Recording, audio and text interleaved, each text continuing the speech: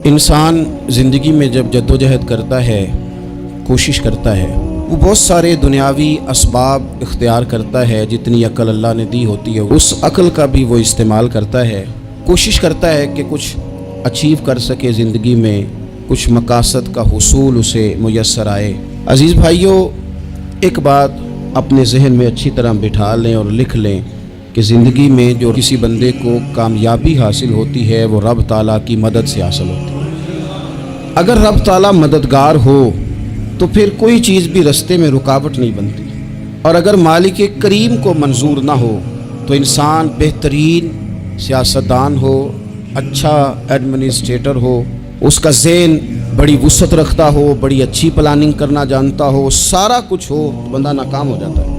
मुसलमानों को जितनी कामयाबियाँ मिली उनका पस मंज़र सिर्फ इतना था कि अल्लाह तबारक व तआला ने अपने बंदों की मदद फरमाई। और अब ताला ने कुरान मजीद में इस हकीकत का बयान किया, फरमाया बलिल्लाहु मौलाकुम, फरमाया बल्कि अल्लाह तुम्हारा मौला है, वहुव खैरुन नासिरीन, और वो बेहतरीन मददगार है। वो जो रब तुम्हारा मौला है वो बेहतरीन मददगार है। और अगर वो मदद करे तुम्हारी, सूरह आले इमरान में आगे जाके इरशाद फरमाया अगर अल्लाह मदद करे तो फिर तुम पर कोई गालिब नहीं आ सकता, और अगर वो तुम्हारी मदद छोड़ दे तो फिर कोई तुम्हारी मदद कर सकता, कोई मदद नहीं कर सकता। बदर की जंग भी और फतेह मक्का भी रमज़ान मुबारक में हुआ है। मैं दोनों पर गौर कर रहा था तो एक नया मजमून मेरे जहन में आने लगा। बदर की जो जंग है उसमें भी एक अजीब इनकलाब आया है कि 313 ने 1000 से मुकाबला किया, और जिन 1000 से मुकाबला किया वो असलहे से लैस थे, और ये जो 313 हैं इनके पास 6 जिरहें, 8 तलवारें, चंद घोड़े। लेकिन अल्लाह ने कामयाबी दी तो खुद रब ने बयान किया किस तरह दी। फरमाया वलक़द नसरकुमुल्लाहु बिबदरिन व अंतुम अज़िल्ला।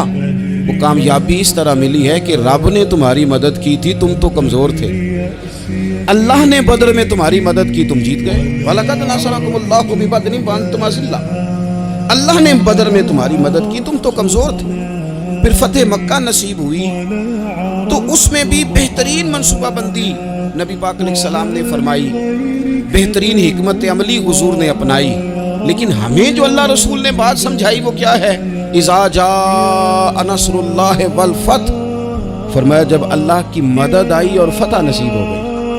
ये अल्लाह ने मदद फरमाई तुम्हारी, यहाँ भी फतेह मक्का भी अल्लाह की मदद से, जंगे बदर भी अल्लाह की मदद से। वो जो मदद है अल्लाह ताला की, जब वो हम ये करते हैं कि हम अपनी सारी ज़िंदगी सियासत की नज़र करते हैं। हमारी सियासत सिर्फ मुल्क में नहीं होती, हमारी सियासत ख़ानदान में भी होती है। हम घर के अंदर भी सियासत करते हैं, हम किसी ख़ास तरीके से लोगों को अपने पीछे चलाना चाहते हैं, हम एक ख़ास उसलूब इख्तियार करते हैं कि लोग हमारे पीछे चलें। उसका नुकसान हमें ये होता है कि सियासत जो होती है ये शतरंज के हेर फेर की तरह होती है। तो इसके रात बड़ी जल्दी खुलने लग जाते हैं, पता चल जाता है कि बंदा मुखलिस नहीं था, सियासत कर रहा था, तरीके सलीके से इसने जोड़ के रखा हुआ था। हम हर जगह सियासत के बलबूते पर चीज़ों को लेकर चलना चाहते हैं, सियासतें नाकाम हो जाती हैं, सियाने सियाने लोग फेल हो जाते हैं। बचता सिर्फ वही है जिसके पीछे रब ताला की मदद शामिल हाल होती है। अपनी ज़िंदगी के अंदर हम जो कुछ भी कर रहे हैं, जिस शोबे से भी हमारा ताल्लुक़ है, आज हमने इस बात पे गौर करना है कि पहले तो ये गौर कर लें कि जो काम हम कर रहे हैं क्या वो काम ऐसा है कि उसमें अल्लाह की मदद हमें मिलेगी। अगर आप कोई माज़अल्लाह नाजायज़ काम कर रहे हैं, फेले हराम का इर्तिकाब कर रहे हैं, तो उसमें तो मदद इलाही आएगी नहीं। पहले तो ये देखें जो कर रहे हैं वो काम मदद इलाही वाला है, और अगर अल्लाह ताला की मदद वाला वो काम है फिर उस पर गौर करें कि क्या हमने मालिक से मदद का सवाल किया है, हमें मदद मुयस्सर आ रही है। वो मैंने बुज़ुर्गों से एक बात सुनी थी, वो बड़ी याद रह गई। वो फरमाया करते थे काबिलियत भी बड़ी चीज़ है लेकिन कबूलियत सबसे बड़ी चीज़ है। काबिल होना भी बड़ी बात है लेकिन ज़्यादा बड़ी बात यह है कि उसकी बारगाह में कबूल भी है कि नहीं। अपनी ज़िंदगी में अल्लाह की मदद की तरफ बढ़ें, मालिक की मदद का हुसूल इख्तियार करने की कोशिश करें, अल्लाह के साथ अपने आप को जोड़ें। अगर अल्लाह की मदद नसीब हो, ये जो हम जितना डरते रहते हैं, सहमे रहते हैं, परेशान रहते हैं कोई क्या कर देगा, हमारे यहाँ ना हर शोबे में माज़अल्लाह एक माफिया है, इल्ला माशाअल्लाह। माफिया कहता है मेरे साथ मिलोगे तो मैं चलने दूंगा, वरना मैं नहीं चलने दूंगा। मार्केट में आ ही नहीं सकता फलाना बंदा क्योंकि यहाँ हमारा कब्जा है। और मेरे भाई پھر بہت سارے لوگ جن کی نیتیں اور ارادے بڑے اچھے ہوتے ہیں شروع میں، وہ بھی اس مافیا کا شکار ہو جاتے ہیں اور ان کے رنگ میں رنگ جاتے ہیں۔ یاد رکھنا، کسی شخص کی بلیک میلنگ کا کبھی شکار نہ ہونا، کبھی کسی کی میٹھی اور مسجع مکفہ باتوں کا شکار نہ ہونا۔ کوئی کیا کر سکتا ہے اگر اللہ مددگار ہو تو؟ جس کو رب کریم اٹھانا چاہے اسے کوئی گرا سکتا ہے؟ ہم یہ ڈرے ڈرے سہمے سہمے پریشان فیصلہ کرنے کی طاقت نہیں، مجھے چلنا چاہیے کہ نہیں، اٹھنا چاہیے کہ نہیں، کرنا چاہیے، اٹھ باندھ کمر کیوں ڈرتا ہے؟ پھر دیکھو خدا کیا کرتا ہے۔ حضرت عبداللہ ابن عباس فرماتے ہیں میرے نبی پاک علیہ السلام نے میری تربیت فرمائی، حضور نے میری تربیت فرمائی، اور محبوب پاک علیہ السلام نے فرمایا عبداللہ یاد رکھنا، یہ نوجوان دوست میری بات لکھ لیں، پریشان لوگ میری بات لکھ لیں، جن کے پاس قوت فیصلہ نہیں وہ اس بات کو لکھ لیں۔ حضرت عبداللہ ابن عباس فرماتے ہیں میرے نبی پاک علیہ السلام نے مجھ سے فرمایا تھا عبداللہ سن، اگر ساری دنیا مل کے تیرا کوئی نفع کرنا چاہے کر نہیں سکتی جب تک میرے رب کی رضا نہ ہو، اور فرمایا ساری دنیا مل کے تیرا کچھ بگاڑنا چاہے تو عبداللہ بگاڑ نہیں سکتی جب تک رب کریم کی حکمت کا تقاضا نہ ہو۔ لوگوں سے ڈرنا، لوگوں کی طرف دیکھنا، ماحول دیکھ کے اپنے راہ کا تعین کرنا، ہر بندے کے خیالات کے مطابق ڈھلنے کی کوشش کرنا، فلانا نہ ناراض ہو جائے، فلانا نہ ناراض ہو جائے، وہ جس نے ہونا ہو جائے، بس رب رسول ناراض نہ ہو۔ اپنی زندگی میں اپنے مالک کو مولا جان کے، بل اللہ مولاکم، اللہ تمہارا مولا ہے، وَهُوَ خَيْرُ النَّاصِرِينَ، وہ بہترین مددگار ہے۔ توجہ جب بھی کریں رب کی جانب کریں، اپنے دل کا قبلہ درست رکھیں، سوچوں کے زاویے سیدھے رکھیں۔ میرے بھائی، مالک جب بندوبست کر دے نا، جب مالک بندوبست کرتے ہیں پھر ایسا بندوبست کرتا ہے کہ لوگوں کے پاس نا چارہ نہیں رہتا۔ حضرت مریم رضی اللہ تعالی عنہا پاک باز تھیں، مسجد میں رہی تھیں، پر مالک کی حکمت کے تقاضے بڑے عجیب ہے نا۔ پھر جناب مریم کو اللہ تعالیٰ نے بغیر شوہر کی اولاد عطا کر دی۔ یہ بات ہی ایسی تھی، وہ کسی نے کہا تھا کہ مخلوق تو فنکار ہے اس درجہ کے پل بھر میں سنگے در کعبہ سے بھی اسنام تراشے، تم کون ہو کیا چیز ہے داغے کبابی، لوگوں نے تو مریم پہ بھی الزام تراشے۔ تو لوگوں نے کہا کدھر سے لے آئی بچہ، تیرا باپ تو ایسا نہیں تھا، کہاں سے لے آئی؟ اللہ کرے میں آپ کو سمجھا سکوں، ذرا اپنے آپ کو وہاں کھڑا کریں کہ ایک پاک باز عورت، پاک باپ کی بیٹی، طیب ماں کی بیٹی، اور اللہ کے گھر میں پرورش پانے والی خاتون، ایک وہ وقت اور ایک یہ وقت کہ اس عورت کو کٹہرے میں کھڑا کر کے پوچھا جا رہا ہے کہ معاذ اللہ تیری گود میں بچہ جائز نہیں ہے، کہاں سے لائی ہے؟ اب خود سے صفائیاں بندہ کتنی کو دے، کتنی کو وضاحتیں کرے۔ اور میں نے تو اپنی زندگی میں دیکھا ہے زیادہ وضاحت دینے والے کو بھی لوگ جھوٹا سمجھنے لگ جاتا ہے، زیادہ وضاحت دینے پر بھی لوگ کمزوری کا اظہار سمجھتے ہیں کہ کمزور پڑ گیا۔ آپ صلح کی کوشش کرتے ہیں، سامنے والا بزدل سمجھ لیتا ہے، زیادہ وضاحتیں بھی کمزور کر دیتی ہیں۔ اب حضرت مریم کو کٹہرے میں کھڑا کر کے کہا بچہ کس کا ہے؟ تو پھر خدا بندوبست جب کرے، اللہ جب مددگار ہو، تو پھر حضرت مریم کی گواہی درختوں سے نہیں دلوائی، اس نے پتوں سے نہیں دلوائی، پھر فرشتے نہیں بھیجے۔ حضرت مریم کہنے لگی مجھ سے نہ پوچھو، وہ جو پنگوڑے میں ہے اسی سے پوچھ لو، ان سے پوچھو نا، وہ کون ہے پوچھ لو، ان سے کر لو سوال۔ انہوں نے کہا پنگوڑے میں چند دنوں کا بچہ، یہ جواب دے گا؟ مددگار تھا رب، ان کی برات کا اعلان کرنا تھا مالک نے، اور جب مالک اعلان کر دے، جب مالک تیری صفائی دینا چاہے، جب مالک تجھے دنیا کے سامنے نکھارنا چاہے، تو پنگوڑے میں لیٹے حضرت عیسیٰ بول کے کہنے لگے انی عبداللہ آتانی الکتاب، فرمایا میں اللہ کا بندہ ہوں، رب نے مجھے کتاب عطا کر کے نبی بنا کے دنیا میں بھیجا ہے، میں اللہ کا بندہ ہوں، کتاب لے کے آیا ہوں، نبی بن کے آیا ہوں۔ پھر پنگوڑے سے اعلان ہو گیا، پھر بچہ بول پڑا۔ اور یہ ایک دفعہ نہیں بات ہوئی، یہ بنی اسرائیل میں ایک جریج نام کے شخص بھی تھے جو نماز پڑھ رہے تھے، بعض نے لکھا ہے نفل نماز تھی، اماں نے پکارا تو آئے نہیں، تو ماں کے منہ سے نکل گیا تو اتنی دیر تک مرے گا نہیں جب تک کسی بے حیا عورت کا منہ نہ دیکھ لے۔ تو وہ عبادت گزار تھے، لیکن لوگوں نے ان کی عبادت، ریاضت، پرہیزگاری کو نہیں دیکھا، بس ایک عورت کو بھیج کے الزام لگوا دیا۔ وہ عورت آیا جایا کرتی تھی، اب آ جاتی ہیں عورتیں مسئلہ پوچھنے کی نیت سے بھی آ جاتی ہیں. ماحول میں کچھ جگہ ایسی بھی ہیں جہاں عورتیں دم کرانے کے بہانے آ جاتی ہیں. وہ خاتون آتی جاتی تھی اس خانقاہ پہ, آستانے پہ, یہ بخاری میں موجود ہے, اور اس نے کہا میری گود میں جو بچہ ہے یہ انہی کا ہے. مجھے بتائیں کیسے بندہ وضاحت دے. حالات خراب ہو گئے, لوگ کٹیا جلانے لگے, ماحول اور طرح کا بن گیا. میرے نبی پاک علیہ الصلوۃ والسلام فرماتے ہیں پھر اس رب کے بندے نے کہا مالک تو کریم ہے, تیری مشیت کا تقاضا آیا جو میری ماں نے جملے بولے تھے, پر اب میں وضاحت دینے کے قابل نہیں رہا, اب تو ہی کرم کرے گا تو دروازہ کھلے گا. تو وہ چند دنوں کا بچہ پنگوڑے میں بول کے کہنے لگا میں اس درویش کا نہیں, میں تو فلانے چرواہے کا بچہ ہوں, وہ جو بکریاں چراتا ہے. رب کی مدد کو پکاریں, اپنے ساتھ اپنے مالک کی مدد کو شامل کریں, تھوڑے رزق پر بھی گزارا اچھا ہونے لگ جائے. سارے لوگ آپ کو گرانے کی تدبیریں کر رہے ہوں گے اور مالک آپ کو عزتیں عطا فرما دے گا. اس کی بارگاہ سے حکمت کا تقاضا اور ہو جائے گا. ہم نے ساری زندگی لوگوں کو راضی کرنے میں گزار دی, ساری زندگی بڑھاپا آ گیا بچوں کو پالتے, اور بچوں نے آخری عمر میں کہہ دیا ابا اگر کوئی ڈھب کا کام کر لیتے تو آج ہمارے دن بھی پھر نہ جاتے. ساری زندگی گزار دی بہن بھائیوں کو راضی کرنے میں, ساری زندگی گزار دی ذمہ داریاں اٹھانے میں. ان کو 99 دفعہ دیا, ایک دفعہ نہیں دیا تو انہوں نے کہہ دیا تو نے تو کبھی دیا ہی نہیں, تو تھا ہی نہیں. ساری زندگی محلے داروں علاقے والوں کو راضی کرنے میں گزار دی. اور میں نے ایسے لوگ بھی دیکھے دین کے لیے وقت گزارا, لیکن جب بڑھاپے میں دانت کام نہ کرتے تھے تو وقت کے مفتیوں کو بھی مسجدوں کی کمیٹیوں نے کہہ دیا اب آپ کی سمجھ نہیں آتی, ہم نے خطیب کو یور رکھنا ہے, نہ دیکھو دنیا کی طرف, دنیا رلا دیتی ہے, نہ راضی کرو بندوں کو, بندے تھکا دیتے ہیں, نہ پیچھے بھاگو ہر وقت دنیا داروں کے, یہ انسان کو کمزور کر دیتے ہیں.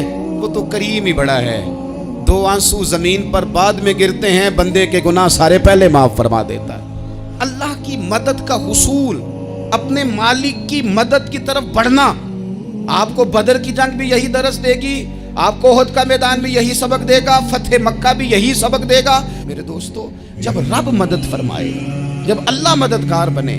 دوستوں سے ایک بات اکثر کرتا ہوں, میں کہتا ہوں کہ جتنے درد سے آپ امیر کو اپنی کہانی سناتے ہیں نا, اور جس طرح آپ کے آنسو بات کرنے سے پہلے گر جاتے ہیں کہ غریب ہیں, بچیاں ہیں, کاروبار نہیں, او میرے سنگیو, اس سے آدھے آنسو اپنے رب کی بارگاہ میں بکھیرو, اس کے حضور عرض گزار ہو جاؤ, اس سے طلب کرو.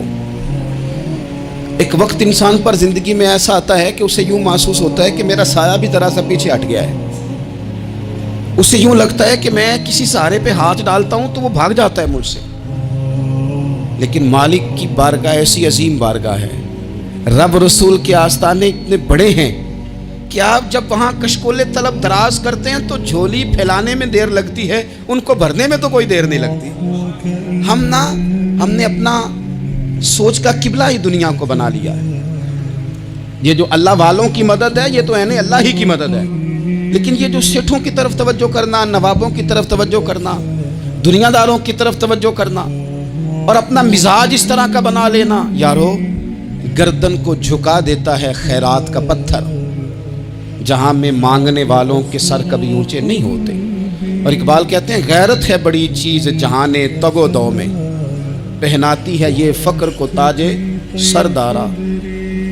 میں عرض کروں گا کہ اپنی آپ جب توجہ کا قبلہ اللہ رسول کو بنائیں گے تو رب فرماتے ہیں وَيَرْزُقْهُ مِنْ حَيْثُ لَا يَحْتَسِبُ, میں نہ تجھے وہاں سے رزق دوں گا جہاں سے کبھی تیرا گمان بھی نہیں گیا ہوگا. یہاں سے بھی مل سکتا ہے, تو نے سوچا بھی نہیں ہوگا. بخاری شریف میں حدیث ہے, حضرت جابر ابن عبداللہ فرماتے ہیں نبی پاک صلی اللہ علیہ وسلم نے 300 لوگوں کا ایک لشکر روانہ کیا کسی مہم کے لیے, کسی جہاد کے لیے. حضرت ابو عبیدہ بن جراح رضی اللہ تعالیٰ عنہ امیر لشکر تھے. فرماتے ہیں غربت اتنی زیادہ تھی, بھوک اتنی زیادہ تھی کہ ایک ایک کھجور دن میں ایک وقت کھانے کو ملتی تھی, اور کچھ دن ایسے آئے کہ اب کھجور بھی نہیں مل رہی. فرماتے ہیں اتنی زیادہ بھوک لگی مجاہدین کو 300 بندہ پتے کھا کے گزارا ہونے لگا. یہ بخاری میں موجود ہے. آپ فرماتے ہیں کہ دریا کے کنارے ہمارا پڑاؤ تھا, ٹھہراؤ تھا. جب بھوک سے نڈھال ہو گئے نا, وَيَرْزُقْهُ مِنْ حَيْثُ لَا يَحْتَسِبُ, اللہ وہاں سے روزی دیتا ہے, گمان بھی نہیں ہوتا. فرماتے ہیں ایک مچھلی اللہ تعالیٰ نے دریا کے کنارے بھیجی. فرماتے ہیں وہ تھی تو مچھلی پر پہاڑ جتنی تھی. بخاری میں لفظ ہیں حضرت جابر ابن عبداللہ رضی اللہ تعالیٰ عنہ فرماتے ہیں 300 آدمی 18 دن تک اس مچھلی کو کھاتے رہے، مچھلی ختم ہی نہیں ہوئی۔ مچھلیاں نہیں، مچھلی کہتے ہیں 18 دن 300 بندہ کھاتا رہا، مچھلی ختم ہی نہیں ہوئی۔ اور فرماتے ہیں کہ اس کی ہڈی نکال کے، کانٹا کہیں گے آپ اپنی زبان میں، کہتے ہیں وہ نکال کے نا تو اس کو کھڑا کیا نا جب، تو اونٹ کجاوے سمیت اس کے بیچ سے گزر جاتا تھا، 2 اس کے کانٹے جوڑے۔ فرماتے ہیں وہ اس کا گوشت ہم کھاتے تھے اور اس کی چربی بطور تیل کے ہم جسموں پہ ملتے تھے، بیماروں کو اس سے سکون آتا تھا، تندرستی شفا ہوتی۔ فرماتے ہیں ہم کھایا بھی ہم نے اور کچھ لے کے ہم مدینے بھی گئے، اور قربان جائیں نبی پاک نے بھی اس میں سے کھایا۔ ہم نے عرض کی حضور یہ معمہ کیا ہے، یہ ماجرا کیا ہے؟ تو محبوب نے فرمایا تمہارے پاس غذا نہیں تھی، رب نے تمہارے لیے بندوبست کیا ہے، اللہ نے تمہیں دیا ہے۔ مکان شروع کر لیا، ایک صاحب نے وہ مکان بنانے لگے، آپ وہ حساب لگا رہے ہیں، کہتے ہیں میرے پاس اتنے پیسے ہیں، اتنے میں نے فلانے دوست سے کہنا ہے اس نے دے دینے، اتنے فلانے رشتہ دار سے کہنا ہے اس نے دے دینے، اتنے فلانے سے کہنا ہے اس نے دے دینے۔ یہ ساری کاپی بنا کے مکان شروع کر لیا۔ جو روز کہتا تھا نا کوئی حکم ہو جاتے دسی، سب سے پہلے اس کو کہا میاں پیسے چاہیے دین، وہ کہندا ہو کل ہی منڈا ٹوریا ہے، کہتے تو پرسوں 10 داتے لب جانے سن۔ میں آپ کو اپنے تجربے کی بات بتا رہا ہوں۔ جن لوگوں کا خیال ہوتا ہے نا کہ آپ سٹارٹ کریں فلانا کام، ہم آپ کے ساتھ ہیں، اللہ کا ہی کوئی نظام ہے، وہ بالکل بھی نہیں ساتھ ہوتے۔ لیکن ایسا نہیں ہے کہ کوئی ساتھ نہیں ہوتا، اللہ تعالیٰ بڑے اسباب پیدا کرتا ہے، وہاں سے دیتا ہے جہاں سے گمان بھی۔ ہمارا یہ ذہن بن جاتا ہے ہم ساری اپنے حساب سے چلتے ہیں، اتنے رشتہ داروں سے، اتنے کون آپ کے ساتھ چلے گا، سوال ہی نہیں پیدا ہوتا۔ یہ سارے کام چھوڑ کے سب سے پہلے 2 رکھنے پڑو، اپنے رب کی بارگاہ میں، رسول کائنات کی بارگاہ میں گزارشات اور استغاثے پیش کرو، وہاں سے خیر طلب کرو۔ دنیا دار کیا دیں گے، کیا دے سکتے ہیں، کیا حیثیت ہوتی ہے کسی؟ اللہ کہتا ہے وہاں سے دوں گا۔ تو جو اللہ مال دے وہ لینا چاہیے کہ رشتہ داروں کا مال دیکھنا چاہیے؟ جو اللہ دے وہ لینا چاہیے کہ سیٹھوں نوابوں کی جیبیں دیکھنی چاہیے؟ جو اللہ دے وہ قبول کرنا چاہیے یا دیکھنا چاہیے کون سا آدمی کہاں پہنچ گیا؟ چھوڑو، اپنی مٹی پہ چلنے کا سلیقہ سیکھو۔ کسی کے سنگ مرمر پہ چلو گے تو پھسل جاؤ گے، پھسل جا۔ اس پر ایک اور بات عرض کر دوں، صحیح بخاری سے، مسلم سے ایک اور بات۔ کچھ چیزیں ایسی ہیں جن سے اللہ کی مدد آتی ہے، مدد ملتی ہے۔ ایک چیز ان میں سے ایسی ہے جس سے بہت مدد نازل ہوتی ہے، وہ ہے کہ جب رب آپ کو دے نا تو پھر آپ بھی اس کے رستے میں دیں، پھر مدد آتی ہے، پھر اور آتا ہے۔ بخاری مسلم میں حدیث ہے، یہ زیادہ ہی توجہ طلب امر ہے، اس پر آپ غور کریں گے۔ حضرت ابو ہریرہ فرماتے ہیں کہ نبی پاک علیہ السلام نے فرمایا ایک شخص نے بادلوں کے اندر سے آواز سنی کہ فلاں آدمی کا کھیت اور باغ خشک ہو گیا ہے، وہاں برسو اور اس کے کھیت کو سیراب کرو۔ وہ بڑا حیران ہوا کہ بادل سے آواز آ رہی۔ پھر اس نے دیکھا کہ ایک پہاڑی پر بارش ہوئی، وہ بادل وہاں برسا، پھر نالیوں سے ہوتا ہوا پانی ایک طرف چلا۔ تو جس نے آواز سنی تھی، حضور بیان کر رہے ہیں، وہ بھی پیچھے پیچھے چلا کہ پانی کدھر جا رہا ہے۔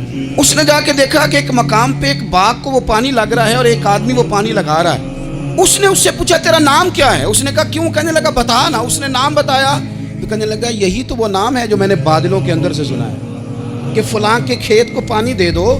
اس نے کہا یار تو کیا عمل کرتا ہے کہ اسپیشل تیرے لیے بارش برسے؟ یہ بخاری پڑھ رہا ہوں، سیاستہ سے حدیث عرض کر رہا ہوں۔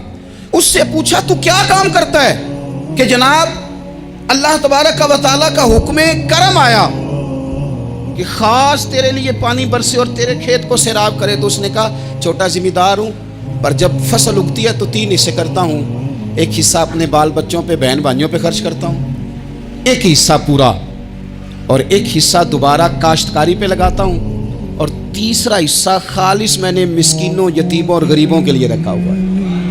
وہ جو تیسرا حصہ، اللہ کرے آپ سمجھے، وہ رب کے بندوں پہ تیسرا حصہ خرچ کرتا ہے نا، تو کریم مالک نے فرمایا جہاں سے غریب کا حصہ جاتا ہے وہ کھیت خشک نہیں رہنا چاہیے، وہ جہاں سے مسکین روٹی کھاتے ہیں وہ خشک نہ رہے، جہاں سے یتیموں کو کچھ آتا ہے کہیں اس کی فصل رہ نہ جائے۔ میں اور آپ بھی اگر اپنے مال میں مسکینوں، یتیموں، غریبوں کے حصے رکھ لیں گے تو فصلیں خشک نہیں رہیں گی، ان کے اندر تازگی آئے گی، نور آئے گا، کرم آئے گا، خاص کر خدا کی رحمت برسے گی۔ مدد اللہ سے چاہیں، اپنی توجہات کا مرکز رب رسول کی ذات کو بنائیں، پھر آپ محسوس کریں گے کہ بڑی جلدی اللہ تعالیٰ کی مدد آنے لگی ہے۔ کبھی آپ صرف کہہ دیں نا میرا رب میرے ساتھ ہے، اس لفظ میں اتنی طاقت ہے کہ دشمن ویسے زہر ہو جاتا ہے۔ زندگی میں کسی سے بھی لڑائی ہو تو اچھی طرح سوچ لیں کہ اللہ اس طرف ہے یا اس طرف ہے۔ اگر آپ زیادتی پہ ہیں تو پھر رب مظلوم کی جانب، اگر اللہ کی مدد آپ کے ساتھ ہے تو دنیا کی کوئی طاقت آپ کو گرا نہیں سکتی، اور اگر آپ مظلوم کے مقابلے میں ظالم بن کے آپ کھڑے ہو گئے ہیں اور آپ نے رویہ وہ اختیار کیا ہے کہ جس میں مدد نہیں آئے گی، تو پھر یاد رکھ لیں کہ آپ کوئی بھی ہیں، کہاں بھی ہیں، آپ کمزور ہیں۔ طاقتور تھے ابتدائے اسلام میں، ظاہری طاقت تھی کفار مکہ کے پاس، وہ ڈنڈوں سے مارتے تھے غریبوں کو، ان کے ہاتھوں میں ڈنڈے تھے، پر خدائی طاقت ان مظلوموں کے ساتھ تھی۔ صاحب زرقانی نے لکھا ہے، حضرت زنیرہ رضی اللہ تعالیٰ ایک لونڈی ہیں، غریب ہیں، ماڑے دا کی کام محمد نہ سجانا یا رونا، غریب سادی بی بی اور لونڈی کنیزہ، ایک مشرک کی کنیزہ تھی، انہوں نے کلمہ پڑھ لیا، وہ ڈنڈوں سے مارتا، دروں سے مارتا، تکلیف دیتا۔ حضرت زنیرہ رضی اللہ تعالیٰ عنہ کو اتنا مارا، اتنا مارا۔ اب آپ ایک اور پہلو پر بھی غور کریں، مار بھی پڑ رہی ہے پر خدا ادھر ہی ہے، اللہ کی مدد ادھر ہی ہے۔ رب کہتا ہے کہ پہلے تو صبر کرنا، ان اللہ مع الصابرین، تو صبر کرے گا تو پھر رب کی معیت ملے گی، ذرا ٹھہرنا، تو تھوڑا ڈٹنا۔ ان الذین قالوا ربنا اللہ ثم استقاموا تتنزل علیہم الملائکہ، تو کہے اللہ میرا رب ہے، پھر تو پہلے ڈٹ، پہلے تو نے ڈٹنا ہے۔ ثم استقاموا، جو ڈٹ گیا، تتنزل علیہم الملائکہ، ڈٹنے والے کے لیے مدد آتی، پہلے تھوڑا ٹھہرنا پڑتا ہے، پہلے تھوڑا صبر کرنا پڑتا ہے، حوصلہ کرنا پڑتا، اس کے بعد مدد آتی۔ مار پڑ رہی ہے، مارا جا رہا ہے حضرت زنیرہ کو، ان کا مالک جو ہے ظاہری آقا وہ مار رہا ہے، یہ کنیزہ ہے، اتنا مارا اتنا مارا، ان کی بینائی چلی گئی، نظر آنا بند ہو گیا۔ ابو جہل آیا اور کہنے لگا زنیرہ دیکھا نا ہمارے بت تیری آنکھیں لے گئے، معاذ اللہ، لات و منات ہمارے بتوں نے تجھے اندھا کر دیا۔ اب ایسا نہیں ہے کہ بی بی روتی جا رہی ہے، روتی جا رہی ہے، مایوسی مایوسی، معاذ اللہ، پریشانی، غریبی بڑی ہے، پوچھنے والا کوئی نہیں، یہ باتیں نہیں۔ کیا جملے ہیں خاتون کے، کیا لفظ ہیں۔ ابو جہل نے طنزیہ کہا، معاذ اللہ، کہنے لگا دیکھا نا ہمارے بتوں نے تجھے اندھا کر دیا۔ جناب زنیرہ آنکھوں کی بینائی گئی ہے، رات کو گئی ہے، دکھ ابھی تازہ ہے، لیکن اللہ پہ جو توکل ہے، اپنے مالک سے جو رشتہ ہے وہ اتنا مضبوط ہے، اتنا طاقتور ہے، اس میں اتنی گہرائی ہے کہ حضرت زنیرہ بول کے نا اتنی قوت سے بولی، اتنی طاقت سے بولی کہ پورے کفر پر لرزہ طاری ہو گیا۔ فرمانے لگی تمہارے بتوں کی کیا اوقات ہے کہ میری بینائی لے جائیں، یہ میری رب کی حکمت کا تقاضا ہے۔ جب تک اس نے چاہا زنیرہ دیکھتی رہی، اور جب اس نے چاہا زنیرہ کی آنکھوں کی بینائی چلی گئی، اور اگر وہ چاہے گا نا تو بینائی واپس بھی کر دے گا۔ اگر ہو ذوق یقین پیدا تو کٹ جاتی ہیں زنجیریں، اگر وہ چاہے گا تو بینائی آ بھی جائے گی۔ حضرت زنیرہ نے رات کو یہ لفظ کہے، ابو جہل اور سارے کفار ڈر کے سن کے چلے گئے، آپ اطمینان سے آ کے بستر پہ سوئی۔ جب سویرے اٹھی تو اللہ نے آنکھوں کی روشنی واپس کر دی تھی، آنکھوں کی۔ اب چھڑی پکڑی ہے، بازاروں میں گھومتی ہے، کہتی ہیں بلاؤ کدھر ہے تمہارے نات و منات، دیکھو میرے رب نے روشنی واپس کر دی، آ کر میرے ساتھ ادھر آ، ستم گر ہنر آزمائیں، تو تیر آزما ہم جگر آزمائیں۔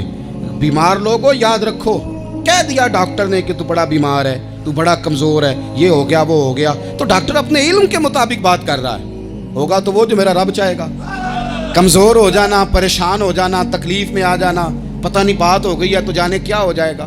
اپنی زندگی کے اندر اپنے رب سے رشتہ مضبوط کریں، رسول کائنات سے رشتہ مضبوط کریں، اللہ والوں سے رشتہ مضبوط کریں۔ حضرت زنیرہ نے پیغام دیا کہ زندگی میں جو جینا چاہتے ہیں تو وہ رب کا نام لے کے جی سکتے ہیں، جو اپنی زندگی میں خوشیاں دیکھنا چاہتے ہیں تو رسول اللہ کے نام پر خوشیاں دیکھی جا سکتی ہیں۔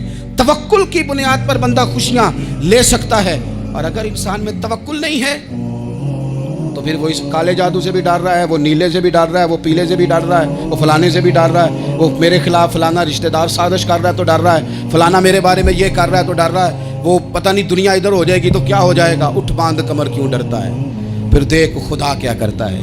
تو اس ساری گفتگو کا نچوڑ آپ کو یہ عرض کیا ہے، سب سے پہلے تو یہ کہ میدانوں میں مدد بھی اللہ کی، رزق میں مدد بھی اللہ کی، فصلیں خشک ہوں تو مدد پھر بھی اللہ کرے تو پھر ساری مدد، اور اگر انسان بیمار ہو تو پھر بھی مدد اللہ کی۔ تو اپنے اللہ کی جانب توجہ کو بڑھائیں، آپ اللہ سے مدد کے سوالی بنیں۔ ترمذی کی ایک حدیث ہے، میں آپ کو زندگی کا تجربہ بتاتا ہوں کہ جب میں بڑا پریشان ہوتا ہوں تو یہ والی روایت کھول لیتا ہوں، مزہ دیتی ہے۔ میرے نبی پاک علیہ السلام نے فرمایا اپنے دکھ سیٹھوں نوابوں کو نہ کہنا، مالداروں کا نہ کہنا، ورنہ اللہ تمہیں کبھی غنی نہیں کرے گا۔